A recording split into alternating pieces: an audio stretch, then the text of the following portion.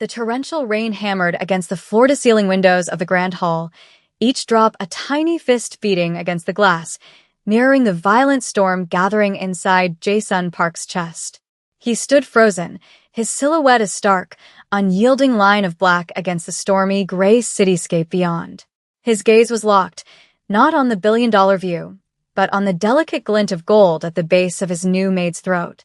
A tremor, born of 5 years of carefully buried grief, shot through his hand, causing the crystal glass he held to vibrate with a low, dangerous hum. The object was unmistakable, a sunburst locket on a fine, twisted chain, an echo of a ghost he had forbidden from these halls. Time seemed to warp, the air growing thick and heavy with memories of laughter, of whispered promises under moonlit skies, of the scent of jasmine that had vanished from his world forever. His voice, when it finally tore from his throat, was not the measured tone of a corporate titan but the raw, ragged cry of a man flayed open. "That's my late wife's necklace." The shout was an explosion, shattering the funereal quiet of the mansion. Alara, who had been meticulously dusting a marble pedestal, flinched as if struck. The light blue of her uniform seemed to shrink in the cavernous space, her own world suddenly reduced to the terrifying focus of this powerful, grieving man. Her hand flew instinctively to the locket, her fingers closing around the familiar, cool metal. Her heart hammered a frantic rhythm against her ribs, a wild bird trapped in a cage of bone. She saw the accusation in his eyes, a tempest of disbelief and fury that threatened to drown her. This man, Mr. Park, her employer of only 3 weeks, looked at her as if she were a grave robber, a ghoul who had desecrated the most sacred of tombs. The sheer force of his anguish pinned her to the spot, stealing the air from her lungs. She could only stare back, her wide, dark eyes reflecting his own fractured image. Jae-sun Park took a step forward, then another, his movements stiff, predatory. The ice in his abandoned glass cracked, a sound as sharp as a breaking bone in the suffocating silence that followed his outburst. "Where did you get that?" he demanded, his voice dropping to a low, menacing growl that was somehow more terrifying than his shout. He was invading her space, his towering frame casting a long, oppressive shadow over her. Every instinct screamed at her to run, to apologize, to tear the necklace from her neck and let it fall to the cold marble floor. But something held her fast. It was the memory of a promise, the weight of a dying woman's trust, a gift given not of wealth but of spirit. She had worn it every day for 5 years, a secret talisman against a world that had offered her little kindness. It was hers. A profound, unshakable certainty rose through her fear, straightening her spine. This cold, intimidating man did not know the whole story, and his grief, however vast, did not give him the right to brand her a thief. She met his stormy gaze, her chin lifting with a resolve she didn't know she possessed. The words were quiet, yet they seemed to carve through the tension-choked air with the clarity of a bell. "She gave it to me," Alara said, her voice trembling but unbroken. "Your wife, Serafina. She gave it to me herself. The day that she died, the statement hung between them, a fragile bridge over a chasm of sorrow and suspicion, and Jae-sun Park's face contorted, the accusation in his eyes hardening into the cold, sharp certainty of betrayal. He would not believe it. He recoiled as if her words were a physical blow, a bitter laugh escaping his lips. "Impossible," he hissed, the single word laced with the venom of 5 years of unanswered questions. He turned away, stalking towards the massive fireplace where no fire burned, its cold hearth a monument to the warmth that had died with his wife. He ran a hand through his perfectly styled black hair, the gesture ragged with a desperation he rarely allowed to surface. Serafina was at the cliffs, alone. It was an accident, the official story, the one repeated in hushed tones at board meetings and sympathetic dinners, the lie he had forced himself to swallow to keep from going mad. To even suggest otherwise was to disturb a grave he had spent half a decade sealing shut. He spun back to face her, his eyes narrowing into slits of pure, undiluted suspicion. "You are a liar, or a thief, or something far, far worse." His mind, honed by years of corporate warfare, began to race, connecting invisible dots, seeing conspiracies in the shadows. Was this a ploy? A cruel trick orchestrated by a rival? His nemesis, Arthur, would stoop to anything. He envisioned this young woman, with her innocent face and quiet dignity, as a weapon, a Trojan horse brought into the heart of his sanctuary to dismantle him from the inside out. He called for his head of security on his private line. Elias. We have a situation. He then turned his attention to his most trusted advisor, a man who had been his father's right hand before his own. Vance, he said into the phone, his voice tight with controlled fury. Get to the house.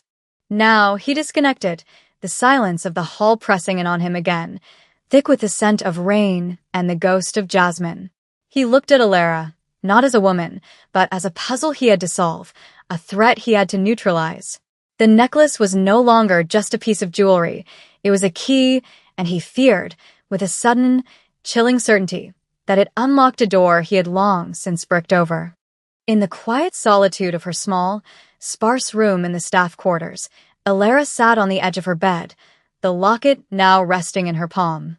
The polished gold felt warm against her skin, a stark contrast to the icy dread that had settled in her heart. She traced the sunburst pattern with her thumb, a ritual she had performed 1,000 times before. It had always brought her comfort, a tangible link to the only moment of pure, unconditional kindness she had ever known. Now, it felt like a brand, a mark that had cast her into a storm she could not navigate. Her mind drifted back, away from the cold marble halls and the accusatory glare of Mr. Park, to a windswept cliff overlooking a churning gray sea. She had been just 20, a tourist working a summer job at a seaside cafe, taking a walk on her day off. She'd found a woman sitting on a bench, her elegant clothes out of place against the rugged landscape, her face a mask of serene sadness. It was Serafina. Alara hadn't known her name then. She was just a beautiful, heartbroken stranger. They had talked for hours, a strange and immediate intimacy forming between two women from opposite ends of the universe. Serafina had spoken of love and duty, of secrets that felt like stones in her pockets, of a promise she feared she couldn't keep. As the sky began to bleed into the colors of sunset, Serafina had unclasped the necklace. Take this, she had urged, pressing it into Alara's hand. A promise for promise. When the time comes, it will show you the way. Don't let the darkness win, Alara hadn't understood, but she had seen the desperate sincerity in the woman's eyes. An hour later, sirens had screamed along the coastal road. The beautiful stranger was gone, a tragic headline about a fall, an accident. Alara had kept her promise, wearing the necklace, waiting for a time that never seemed to come until now. The investigation began with a quiet, ruthless efficiency. Jason Park, sequestered in his obsidian and steel office, watched the city lights ignite below, each one a distant, cold star. He felt untethered, adrift in a sea of doubt. His conversation with Vance had done little to soothe him. Vance, ever the pragmatist, had gently but firmly steered Jason Park's suspicion towards corporate espionage. Arthur has been trying to get inside your walls for years, Jason, Vance had said, using Jason Park's Korean name, a tactic reserved for moments of grave intimacy. A new maid, a priceless heirloom appearing out of nowhere? The timing is too perfect. She is a plant. The logic was cold and inescapable, appealing to the part of Jason Park that understood strategy and betrayal. Yet, something felt wrong. A dissonant note in a perfectly composed symphony of deceit. He had looked into Alara's eyes and seen not cunning, but a profound, terrifying innocence. It was a look he remembered from long ago, in another woman's eyes. He pushed the thought away, branding it a weakness. He had instructed Elias, a man whose loyalty was forged in steel, to dig into Alara's life, to dissect her past until every secret was laid bare. Elias worked through the night, his team of digital ghosts sifting through databases and public records. The report he delivered the next morning was both thorough and deeply unsatisfying. Alara's life was a testament to quiet struggle. Orphaned young, a series of foster homes, scholarships earned through sheer grit, jobs taken to stay afloat. There were no hidden accounts, No shell corporations, no burner phones, no connection whatsoever to Arthur or any of his known associates. She was exactly what she appeared to be, an ordinary young woman trying to survive. "It's too clean," Jae-sun Park had murmured, staring at the file. Elias nodded in agreement. "Or," he offered, his voice low, "it's simply the truth. The possibility was terrifying." If she was telling the truth, then the official story of Serafina's death, the story he had built his sanity upon, was a lie. Days bled into a week of suffocating tension. The mansion, once a silent tomb of grief, was now a prison of suspicion. Jae-sun Park's demeanor towards Alara became a study in controlled hostility. He watched her constantly, his gaze a physical weight she could feel from across a room. He would appear silently in doorways as she worked, his presence a silent accusation. He spoke to her only when necessary, his words clipped and cold, devoid of any warmth. Alara moved through the house like a wraith, performing her duties with meticulous precision, her face an impassive mask that betrayed none of the fear churning within her. The light blue uniform felt like a target on her back. Vance became a more frequent presence in the house, his calm, reassuring voice a constant murmur in Jae-sun Park's ear, subtly poisoning the well. He would point out small things, Alara lingering too long near the study, a phone call she took in the garden, and twist them into signs of espionage. "Her file is clean because she's a professional, Jae-sun," he would reason. "The best operatives are the ones who look like nobody." For Alara, the grand house became a labyrinth of shadows and whispers. She felt Vance's eyes on her too, but his gaze was different from Jae-sun Park's. It was calculating, cold, like a snake observing its prey. She took to hiding the necklace beneath her uniform, but she could still feel its presence, a cold, heavy secret against her heart. One evening, driven by a desperate need for answers, she found herself in the mansion's library, a vast, two-story room filled with the scent of old paper and leather. She ran her fingers along the spines of books Serafina might have touched, searching for a connection, for some sign that she wasn't going mad. On a low shelf, she found a collection of leather-bound photo albums. Her hands trembling, she opened one. There she was, Serafina, smiling, vibrant, full of a life that had been so cruelly extinguished. And in every photo, around her neck, was the sunburst locket. The truth of it, the undeniable proof, was a fresh stab of pain. But as she turned a page, she saw a photo of Serafina at a charity gala, laughing with Vance. His arm was around her, his smile broad, but his eyes, even in the faded photograph, held that same cold, possessive light. A shiver traced its way down her spine. Elias, unbound by Vance's narrative of corporate espionage, pursued a different path.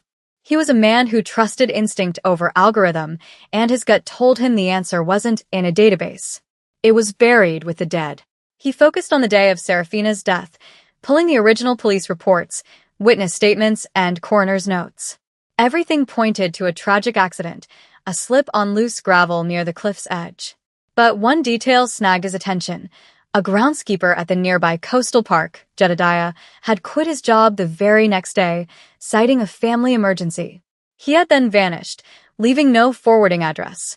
It took Elias 3 days of relentless, old-fashioned detective work to find him. Jedediah was living in a small, run-down cabin deep in the mountains, a man who had clearly run from the world. He was old now, his hands gnarled by arthritis, his eyes clouded with a guilt he had carried for 5 long years. At first, he refused to speak, his fear a palpable thing. But Elias, with his quiet patience, broke through the old man's walls. He spoke of justice, of giving a ghost a voice. Finally, sitting on his dusty porch as the sun set behind the peaks, Jedediah's story came pouring out. "I saw her that day," he whispered, his voice raspy with disuse. "Mrs. Park." She wasn't alone. He described how Serafina had been arguing with a man near the cliff's edge. A heated, desperate argument.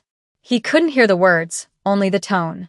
He had thought about intervening but had been afraid to involve himself with such powerful people. He had turned away, pretending to work, and that's when he heard the scream. When he looked back, she was gone, and the man was standing alone at the edge, looking down. He had slipped away before the authorities arrived, terrified that the man would see him. Who was it? Elias asked, his voice steady, though his heart was pounding. Who was the man on the cliff? Jedediah looked up, his old eyes filled with a terrible clarity. It was him, he said, his voice cracking. The other one. The one who was always with Mr. Park. The advisor. Mr. Vance. A cold dread, sharp and absolute, settled over Alara. The photograph in the library had planted a seed of unease that had been growing ever since. It was in the way Vance watched her, the way his smile never quite reached his cold, assessing eyes. She knew she was in danger, a pawn in a game whose rules she didn't understand. She had to find proof, something tangible that would make Jason Park believe her, something that would cut through Vance's web of lies. She remembered seeing Vance use a small, private office on the third floor, a room rarely entered by staff. An opportunity arose when Jason Park called an emergency meeting downtown, taking Vance with him. The house was quiet. With her heart pounding a frantic rhythm against her ribs, she slipped into the forbidden room. It was impeccably neat, a sterile space of chrome and black leather. It felt lifeless, except for the faint, cloying scent of Vance's expensive cologne. She didn't know what she was looking for. She started with the desk, her fingers flying through drawers filled with mundane paperwork. Nothing. She checked the bookshelves behind the formidable-looking law tomes. Still nothing. Panic began to set in. This was a mistake. She was about to leave when her gaze fell upon a heavy, ornate wooden box on the credenza. It seemed out of place in the modern office. Her instincts screamed at her. With trembling hands, she lifted the lid. Inside, nestled among stock certificates and property deeds, was a thin, black leather folder. She opened it. The first page was a bank statement showing a series of large, untraceable wire transfers into an offshore account in Vance's name. The sender was a shell corporation. The next page was a blueprint, a detailed plan for the hostile takeover of Park Industries. The architect of the plan, the name signed at the bottom of the memorandum, was Arthur. It was all there, the betrayal, the conspiracy, the motive. Serafina must have discovered this. It wasn't an accident. It was murder. As she stared at the damning evidence, a floorboard creaked in the hallway. Her blood ran cold. She hadn't been quiet enough. She grabbed the folder, shoved it under her uniform, and slipped out a side door, her breath catching in her throat as she saw the shadow of a security guard, one of Vance's men, passing the main entrance. The trap was set. Armed with Jedediah's testimony from Elias and the explosive documents from Alara, Jason Park moved with the cold, precise fury of an avenging angel. He understood everything now. The necklace hadn't been a sign for him to move on. It had been a message from the grave, delivered by the most unlikely of messengers. Serafina had entrusted the truth to a stranger, a failsafe against the man she knew would kill her to protect his secret. The grief in Jason Park's heart did not lessen. It transformed, crystallizing into a diamond-hard resolve for justice. He scheduled an emergency board meeting under the guise of finalizing a merger with a European firm, a deal Arthur had been desperate to sabotage. It was the perfect bait. The boardroom was a cavern of polished mahogany and tension. Jason Park stood at the head of the long table, a portrait of calm authority, while Arthur sat to his right, smug and expectant, and Vance stood behind him, the loyal advisor. Alara, flanked by Elias, waited in an adjacent room, the leather folder clutched in her hands. Jason Park began the meeting, his voice even as he outlined the merger's final details. Then he paused. However, he said, his gaze sweeping the room before landing on Arthur. Before we sign, there is another matter of business to attend to. The matter of my wife's death. A shocked silence fell over the room. Arthur paled. Vance's posture stiffened almost imperceptibly. For 5 years, I believed it was an accident. Jason Park continued, his voice dropping, each word a hammer blow. I was wrong. She was murdered. Murdered to protect a conspiracy to destroy this company from within. He locked eyes with Vance. A conspiracy orchestrated by you? Vance, on behalf of the man sitting to my right. He gestured to the door. Elias. Elias entered, followed by Alara, who walked with a quiet dignity that defied the fear she felt. She placed the black folder on the table in front of Jason Park. What is the meaning of this? Arthur blustered, his face turning a blotchy red. Who is this woman? Jae-sun Park's voice was ice. This is the woman who holds the truth. He opened the folder, revealing the bank statements, the takeover plans. And this, he said, his voice rising with righteous fury, is the proof of your treason. Panic flared in Vance's eyes. The calm, collected facade shattered, revealing the desperate animal beneath.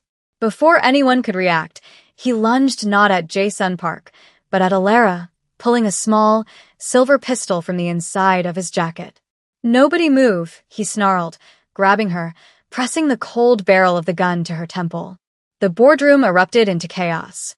Directors scrambled back from the table, their faces masks of terror. Arthur sank into his chair, his face ashen, exposed and powerless. Alara squeezed her eyes shut, the scent of Vance's cologne and the cold metal against her skin filling her senses. Jae-sun Park's heart stopped. The sight of Alara in peril, a mirror of the fate that had befallen his wife, ignited a primal, protective instinct within him. He saw Serafina on the cliff, helpless. He would not let it happen again. Let her go, Vance, he said, his voice dangerously calm as he began to circle the table, drawing the traitor's attention. It's over. There's no escape. Elias, moving with silent, deadly grace along the opposite wall, began to close the distance. You took everything from me? Vance screamed, his voice cracking, his eyes wild. I built this empire with your father while you were just a boy. It should have been mine. The confession hung in the air, a testament to a lifetime of bitter resentment. In that split second of distraction, as Vance's gaze flickered towards Jae-sun Park, Elias made his move. He launched himself at Vance, a blur of motion. The gun went off, the explosion deafening in the enclosed space. The bullet shattered a window, raining glass onto the street below. Alara was thrown to the floor as Elias and Vance crashed against the mahogany table. Jae-sun Park was at her side in an instant, shielding her with his own body as the two men grappled for the weapon. Another shot fired, this one muffled, followed by a grunt of pain. Elias subdued the wounded Vance, wrenching the pistol from his grasp. Security flooded the room, seizing a whimpering Arthur and a bleeding, defeated Vance. It was over. In the ringing silence, amidst the wreckage of his life, Jae-sun Park looked down at Alara, her eyes wide with shock, and felt the first tremor of a world rebuilding itself from the ashes. In the cool, quiet aftermath, long after the police had gone and the shattered glass had been swept away, Jae-sun Park and Alara stood on his private balcony, the city lights spread before them like a carpet of fallen stars. The air was clean, washed by the earlier rain. The weight of 5 years of lies had been lifted, leaving behind a hollowed-out landscape of grief and truth. Jae-sun Park held the sunburst locket in his hand, its gold surface catching the ambient light. He looked from it to Alara, who stood wrapped in a cashmere blanket he had given her, her light blue uniform finally discarded. He saw her now not as a maid, not as a symbol, but as the brave, resilient woman who had walked through fire to deliver a dead woman's message. She trusted you, he said, his voice thick with an emotion he could no longer contain. A complete stranger. She saw the strength in you that I was too blind with my own pain to recognize. He gently placed the necklace back into her hand and closed her fingers around it. It's yours. It was always meant to be yours. It was her legacy, her final move in a game she knew she was going to lose. Alara looked down at the locket, then back at him, her eyes glistening with unshed tears. She told me not to let the darkness, when a sad smile touched Jae-sun Park's lips. And you didn't. A new understanding passed between them, a bond forged in trauma and truth, deeper than romance, more profound than gratitude. It was a partnership of survivors. The next day, Jae-sun Park announced the formation of the Serafina Park Foundation, an organization dedicated to providing opportunities and support for disenfranchised young people, with its first endowment going to the foster care system that had shaped Alara. He asked her to sit on its board, to guide its mission. Her purpose was no longer to serve in his house, but to help build a legacy of hope from the ruins of tragedy, ensuring that Serafina's light, entrusted to a stranger on a cliffside, would never be extinguished.